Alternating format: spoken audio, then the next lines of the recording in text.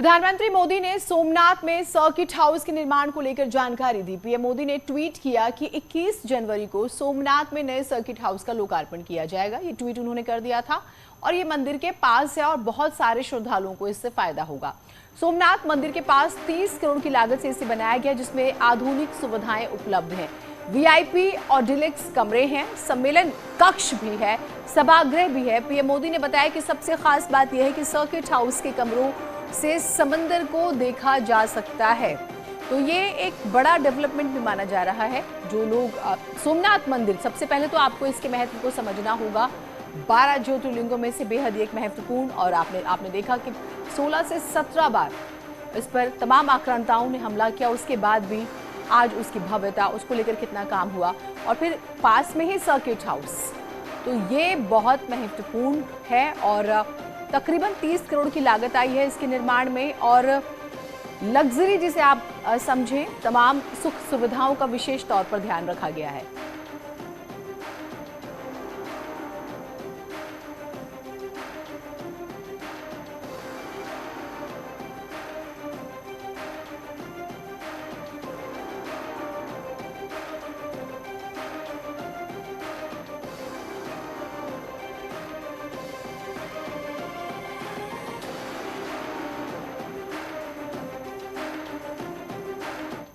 प्रधानमंत्री आज इसका उद्घाटन करने वाले हैं। बीजेपी के राष्ट्रीय अध्यक्ष जेपी नड्डा आज प्रदेश के 1 दिवसीय दौरे पर रहेंगे। इस दौरान वो विधानसभा चुनाव को लेकर संगठन के ब्रज क्षेत्र के नेताओं के साथ बैठक करेंगे और कार्यकर्ताओं और पार्टी के पदाधिकारियों का मार्गदर्शन करेंगे। ताजनगरी आगरा में 20 विधानसभा क्षेत्रों के पदाधिकारियों के साथ बैठक करेंगे और फिर शाम को बरेली में डोर टू डोर चुनाव प्रचार करेंगे। जेपी नड्डा सुबह 10 बजे आगरा पहुंच जाएंगे। आगरा के कलेक्ट्रेट चौराहे पर प्रसिद्ध राउली महादेव मंदिर है, जहां वो पूजा अर्चना करेंगे। इसके बाद आगरा में पदाधिकारियों के साथ बैठक होगी। वहीं दोपहर 3 बजे वो बरेली पहुंचेंगे। चुनाव आयोग की गाइडलाइंस का पालन करते हुए डोर टू डोर चुनाव प्रचार करेंगे। नड्डा बरेली में ही रात्रि विश्राम कर सकते हैं, अभी ये जानकारी आ रही है। यूपी चुनाव के लिए कांग्रेस आज अपना घोषणा पत्र जारी करेगी। दिल्ली स्थित कांग्रेस मुख्यालय में दोपहर 12 बजे का समय जो है वो निर्धारित हुआ है, जिसमें प्रियंका गांधी भी रहेंगी, राहुल गांधी भी रहेंगे और कांग्रेस के घोषणा पत्र पर सभी की नजर रहने वाली है। माना जा रहा है कि क्योंकि देखिए 40% टिकटें महिलाओं के लिए पहले से ही अनाउंसमेंट्स हो चुके हैं, तो अब जो ये घोषणा पत्र होगा इसमें प्रदेश को लेकर कांग्रेस का क्या नजरिया है ये स्पष्ट हो जाएगा। और लगातार माना जा रहा है कि कुछ लोग लुभावन वादे हो सकते हैं। इससे पहले कांग्रेस महिलाओं के लिए अलग से घोषणा पत्र जारी कर चुकी है, जैसे कि हमने आपको पहले भी जानकारी दी।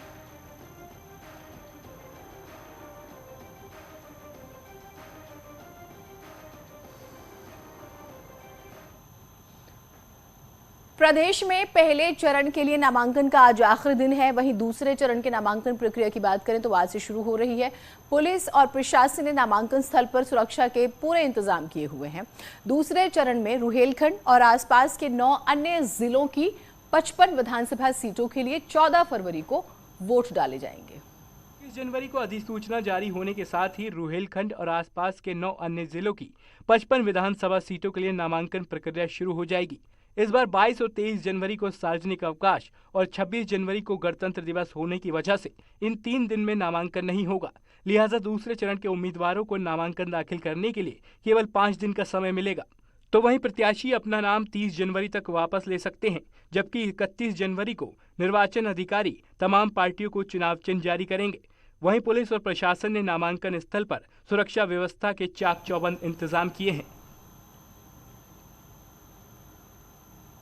प्रदेश के राज्य मंत्री और मुजफ्फरनगर सदर सीट से बीजेपी के उम्मीदवार कपिल देव अग्रवाल का एक विवादित बयान सामने आया।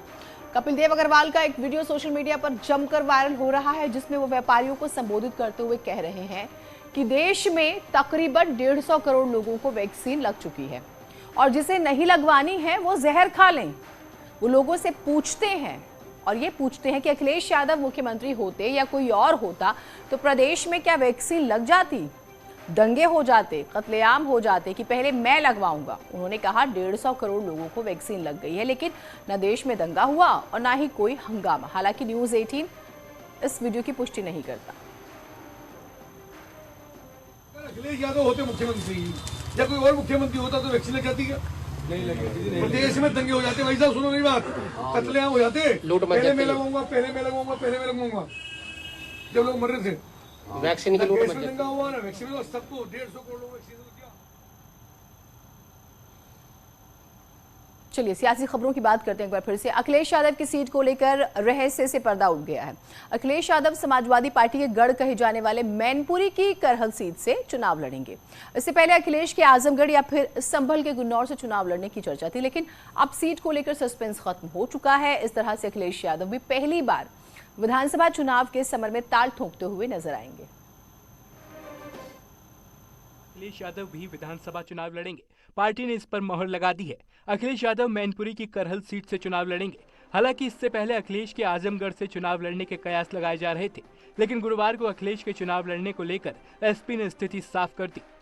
माननीय राष्ट्रीय अध्यक्ष जनाब अखिलेश यादव जी के विधानसभा चुनाव लड़ने के लिए आजमगढ़, कन्नौज, मैनपुरी से लेकर के अलग अलग सभी जिलों में कार्यकर्ताओं की बड़े स्तर पर मांग रही है। इसको देखते हुए माननीय अखिलेश यादव जी मैनपुरी के करहल विधानसभा से चुनाव लड़ेंगे। विधानसभा चुनाव के लिए अखिलेश यादव की सीट तय होने के बाद समाजवादी पार्टी के कार्यकर्ताओं में उत्साह है। देश में लोकतांत्रिक व्यवस्था में सभी को चुनाव लड़ने का हक है और समाजवादी पार्टी के राष्ट्रीय अध्यक्ष आदरणीय अखिलेश यादव जी इतना बड़ा चेहरा है कि जिस विधानसभा से वो चुनाव लड़ना जाएंगे या जिस विधानसभा से चुनाव लड़ने की तैयारी करेंगे, वो विधानसभा की जनता भी सौभाग्यशाली होगी कि एक ऐसा विजनरी मुख्यमंत्री जिसकी सोच की पूरी दुनिया कायल है। आज नाम अखिलेश यादव जी, जिनके जैसा व्यक्तित्व, उनकी जैसी मानसिकता, उनकी जैसी कार्यशैली का नेता पूरे उत्तर प्रदेश नहीं बल्कि पूरे हिंदुस्तान में नहीं है।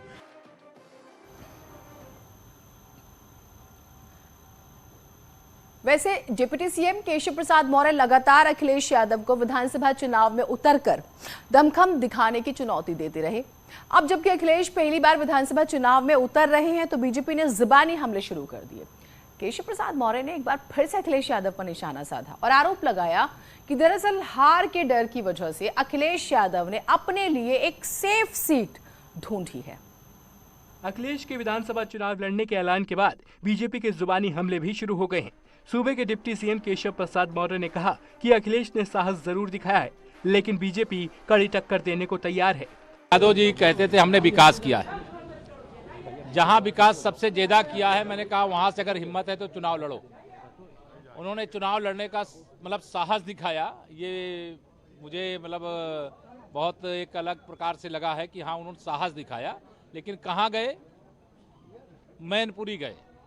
वहीं बीजेपी सांसद सुब्रत पाठक ने कहा कि अखिलेश यादव अपनी जाति विशेष की बाहुल्य सीट से लड़ रहे हैं, ये डर नहीं तो और क्या है। जो अब तक कह रहे थे कि उत्तर प्रदेश की किसी भी सीट से चुनाव लड़कर जीत जाएंगे, तो आखिरी में उनको कौन सी सीट मिली? वह सीट जो जहां से उनके पिताजी लोकसभा के सांसद हैं और उन्हीं के अंतर्गत आने वाली करहल, जो कि एक इनकी जाति विशेष की बाहुल्य सीट है। तो ये आखिर डर नहीं है तो क्या है? जो योगी जी को घर में जाने पर जो योगी जी का डर बता रहे थे, आज उनको ये डर नहीं लग रहा है तो क्या है? तो बयानबाजियां होती रहेंगी। आगे बढ़ते हैं। तौकीर रजा खान ने भले ही इस बार के चुनाव में हाथ का साथ देने का ऐलान किया हो, लेकिन बरेली में दरगाह आला हजरत खानदान की बहू ने इस पर सवाल उठा दिए। उन्होंने आरोप लगाया कि ये मौलाना की ढकोसलेबाजी है। उन्होंने कभी महिलाओं का सम्मान ही नहीं किया।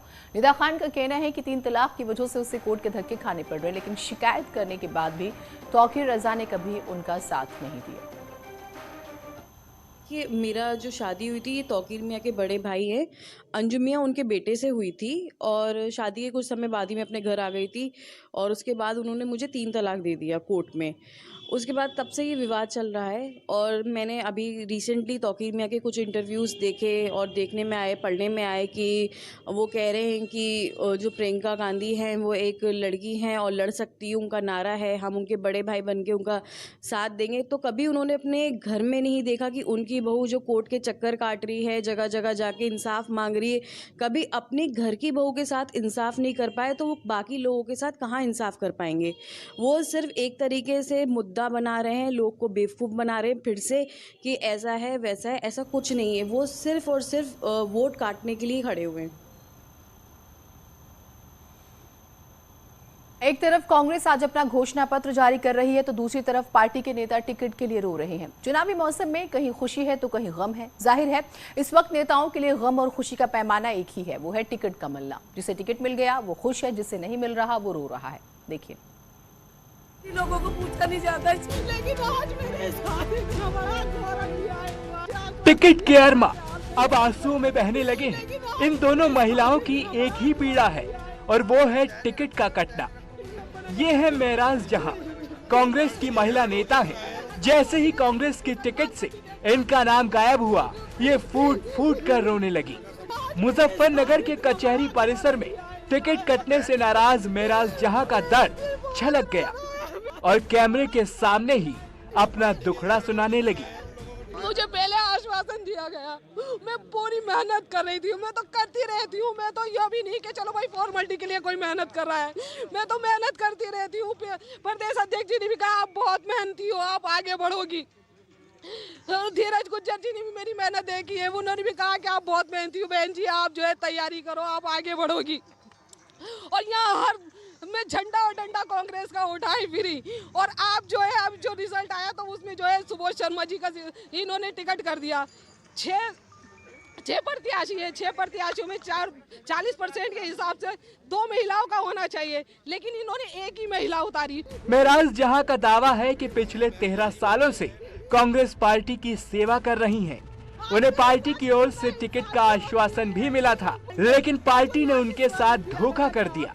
इसीलिए इनका दर्द कचहरी परिसर में ही फूट पड़ा। इनसे मिलिए, ये हैं बुलंदशहर सदर सीट पर कांग्रेस की ओर से दावा ठोकने वाली गीता रानी शर्मा। खानदानी कांग्रेसी होने का दावा कर रही हैं, लेकिन कांग्रेस आलाकमान ने इनकी भी टिकट काट दी। जब गीता रानी का टिकट कटा तो फूट फूट कर रोने लगी। कहना चाहूंगी, सर्वे के आधार पे टिकट होना चाहिए था। जिन लोगों ने रियल में मेहनत की थी, जो सर्वे लिस्ट थी उसके बेसिस पे टिकट होना चाहिए था।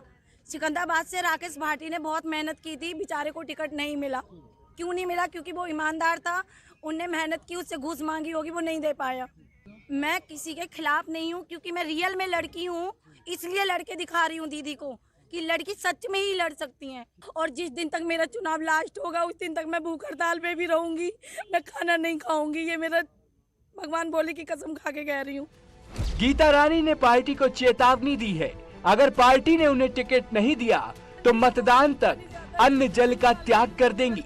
खैर, ये सियासत है, इसमें शह और मात की लड़ाई होती है, चाहे वो पार्टी के अंदर की लड़ाई हो या बाहर की। न्यूज़ 18 के लिए मुजफ्फरनगर से विनेश पवार के साथ बुलंदशहर से प्रशांत कुमार की रिपोर्ट। वैसे इस तरह की तस्वीरें हर पार्टी से अब आपको रोजाना देखने को मिलेंगी। एक छोटा सा ब्रेक ले रहे हैं, कहीं मत जाइएगा।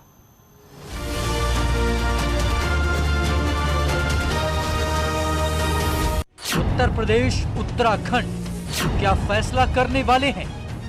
हार से कौन होगा लाल? कौन लगाएगा जीत का गुलाल? सबसे सटीक अनुमान उत्तर प्रदेश उत्तराखंड का महापोल सिर्फ न्यूज़ 18 यूपी उत्तराखंड पर शाम 7